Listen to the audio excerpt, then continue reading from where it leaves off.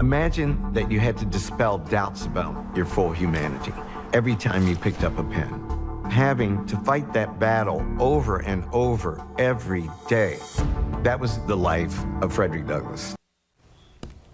Wow, pride in our ancestors takes on a whole new meaning when you're a direct descendant of leaders in American history like Frederick Douglass and Booker T. Washington. This is a reality for Kenneth Morris Jr. He's the third generation grandson of Frederick Douglass and the second of Booker T. Washington. He joins us live. Kenneth, Wow.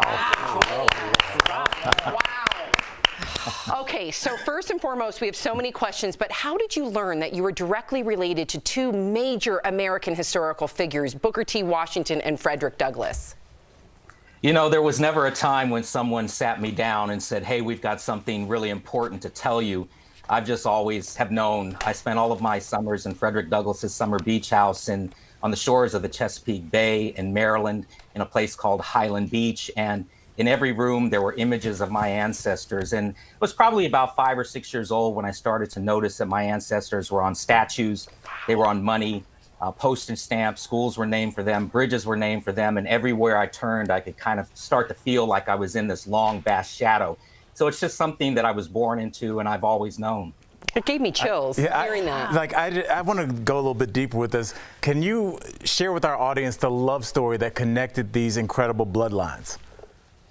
It happened on my mother's side of the family. So my mother's mother, Nettie Hancock Washington, was Booker T. Washington's granddaughter.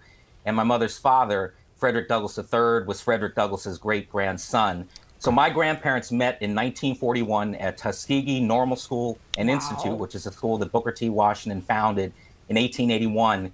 They happened to be on campus the same day. My grandmother was rushing across campus to meet friends. My grandfather was headed to eat in the student cafeteria.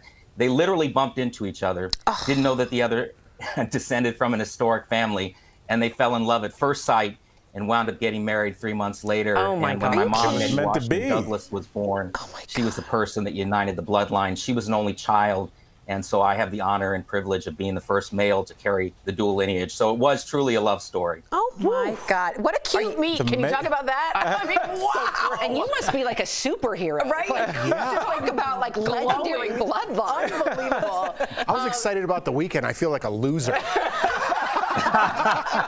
I know what you mean. You are. No, I'm kidding. I do want to get to this. The HBO documentary, Frederick Douglass in 5 Speeches, is so interesting, this idea. It features famous black voices sharing his speeches. However, your iconic grandfather's voice was never recorded. So we don't know what Frederick Douglass sounds like, which I think is so interesting. Lincoln famously had a very high pitchy noise that we didn't know yet. What's it like trying to imagine the sound of Frederick Douglass in his speeches? I can go back to my childhood again and being about 5 or 6 years old, and there was this larger than life portrait of Frederick Douglass that was hanging in that beach house at the top of the stairs. And I remember looking at him and thinking, man, you look mean, because I didn't understand that he was very deliberate and intentional in the way that he went about presenting himself through photography. He never wanted to have people look at him and not recognize him as a man worthy of freedom, worthy of citizenship. So I remember looking at that portrait, and as I would try and sneak past it, his eyes would follow me. Wow. And I always imagined in my little boy imagination this deep, booming baritone bellowing down upon my tiny person, and he would say, "You will do great things, young man." And so the pressure started pretty young, but he was said to have this booming baritone voice. And you're right, it was never recorded, so we can only imagine what he would have sounded like. Sounds like that, I hope. Absolutely. So listen, I want to hear a little bit about the work that you do now, but I want to go back to the pressure. Did you feel pressure to follow in the footsteps of your historical grandfathers? You kind of just touched on it. When I was younger, the few times that I told people of my relationship to my ancestors, nobody ever believed me. And so I never thought that it was a point worth arguing. And I had a few teachers and a principal that thought that I was not telling the truth when I brought Abraham Lincoln's cane for show and tell one day.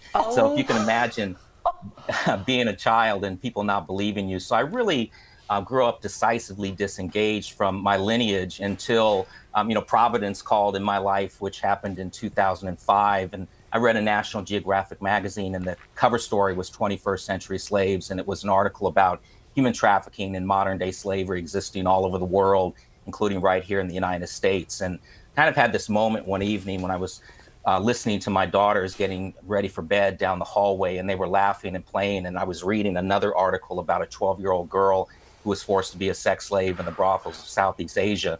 And when I walked in to say goodnight to my girls, I had this moment where I couldn't look them in the eyes. I couldn't look them in the eyes and walk away and not do something about this. So my mom and I started the Frederick Douglass Family Initiatives in 2007 with a mission to bring human trafficking prevention education into the classrooms, into K through 12 schools, which we've done successfully all over the country.